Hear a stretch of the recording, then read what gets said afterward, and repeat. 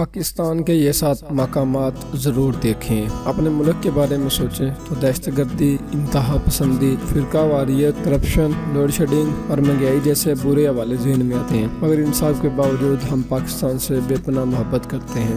سوچئے اگر آپ کے سامنے کچھ ایسے حوالے پیش کیے جائیں تو آپ کی وطن عزیز سے محبت کا پیمانہ کہاں پہنچ جائے گا۔ اگر آپ سیاح ہیں یا گھومنے پھرنے کے شوقین ہیں تو یقیناً اگلے سال بھی آپ کے شیڈول میں کوئی نہ کوئی مقام ہوگا جہاں آپ جانا چاہیں گے۔ دوستو، نمبر 1 پہ ہے وادی نیلم۔ آزاد کشمیر کے دارالحکومت مظفر آباد کے شمال کی جانب چہلا بانڈی پل سے شروع ہو کر توبٹ تک 240 کلومیٹر کی مسافت پر پھیلی ہوئی حسین و جمیل وادی کا نام وادی نیلم ہے۔ یہ وادی اپنے نام کی طرح خوبصورت ہے۔ وادی نیلم کا شمار پاکستانی کشمیر کی خوبصورت ترین وادیوں میں ہوتا ہے، جہاں دریا، صاف اور ٹھنڈے پانی کے بڑے بڑے نالے، چشمے، جنگلات اور سرسبز پہاڑ ہیں۔ جب بہتے پانی اور بلند پہاڑوں سے گرتی آبشکاریں ہیں جن کے تیز دھار دودھیا پانی سڑک کے اوپر سے بہے چلے جاتے ہیں اور بڑے بڑے پتھروں سے سر پٹکتے تخت دریا نیلم کے مٹیالے پانیوں میں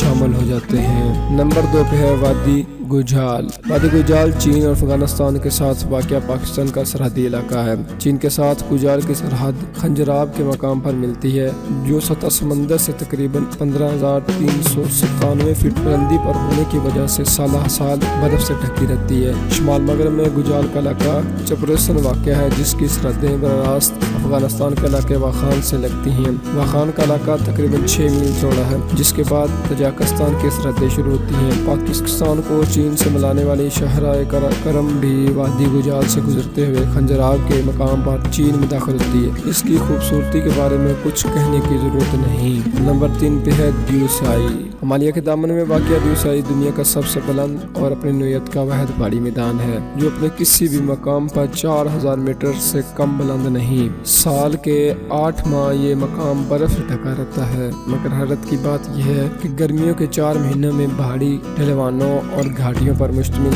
3000 وربع کلومیٹر کے اس قدرے ہموار میدانوں کی زمین پر ہزار ہر رنگ کے شوخ جنگلی پھول تو جا بجا کھلتے ہیں، مگر کہیں ایک بھی درخت نہیں ملتا۔ شوسر جھیل بھی اس کا حصہ ہے۔ یہ جھیل دنیا کی بلند ترین جھیلوں میں سے ایک ہے۔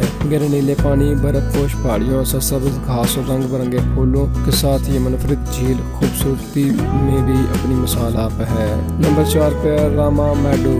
استور سے 11 کلومیٹر دور راما گاؤں واقع ہے، جسے شمال کے خوبصورت ترین دیہات میں سے ایک قرار دیا جاتا ہے۔ گاؤں کے بعد راما کا سین میدان ہے، جسے راما میڈو پکارا جاتا ہے۔ اسی طرح اگر آپ کے سامنے ایک کھلا سرسبز میدان ہو، میدان میں نالیوں کی صورت میں بہتا ٹھنڈا برف دودھیا پانی ہو، پانی کے کناروں پر میدان میں جھابجا بھیڑیں گائیں چل رہی ہوں، ارد گرد چیڑ کے لمبے لمبے سرسبز درخت ہوں، میدان کے عقب میں پہاڑی ڈھلوان پر ٹکا چیڑ کا جنگل ہو اور اس کے اوپر چونگڑا کی برف پوش چوٹی کے ساتھ نانگا پربت کی جنوبی دیوار ہو، نیلے آسمان پر بادلوں کے ٹکڑے پہاڑ کی چوٹیوں کو چھوتے گزر رہے ہوں تو ایسے کھلتی ہو جیسے بڑا سینا مرقص ہو، ہر جگہ کو اجال دے، تو یقینی طور پر آپ راما میڈو میں ہیں۔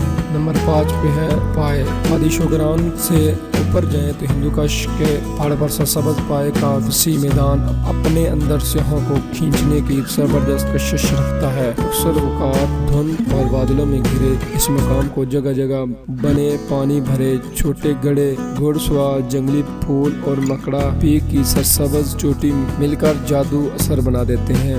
مکڑا چوٹی اور ملکہ پربت کے سے گھری ہوئی پائے جھیل کا نظارہ بھی یہاں کا یادگار تجربہ ثابت ہو سکتا ہے۔ نمبر 6 پہ سفید محل سوات۔ ضلع سوات کا واحد پرفضا مقام ہے جو مرکزی شہر مینگورہ سے تقریباً 12 کلومیٹر کے فاصلے پر واقع ہے۔ سیاح صرف قدرتی حسن اور معتدل موسم کی وجہ سے مرغزار کا رخ نہیں کرتے، بلکہ وہاں پر قائم ریاست سوات دور کی تاریخی عمارت سفید محل کی سیر کرنے آتے ہیں۔ جدید ریاست سوات کے بانی میاں گل عبد الودود المعروف بادشاہ صاحب کے حکم سے سے جب 1941 کو سفید محل کی تعمیر مکمل ہوئی۔ اس محل کی بدولت برگزار کا علاقہ ایک طرح سے ریاست سوات کے موسم گرما کا دارالحکومت ٹھہرا۔ آج بھی 7 دہائیاں گزرنے کے باوجود سفید محل کی شہرت ویسی کی ویسی ہے۔ گرمیوں کے ساتھ ساتھ موسم سرما میں برف باری کے بعد بھی اس محل کی خوبصورتی دیکھنے کے لائق ہوتی ہے۔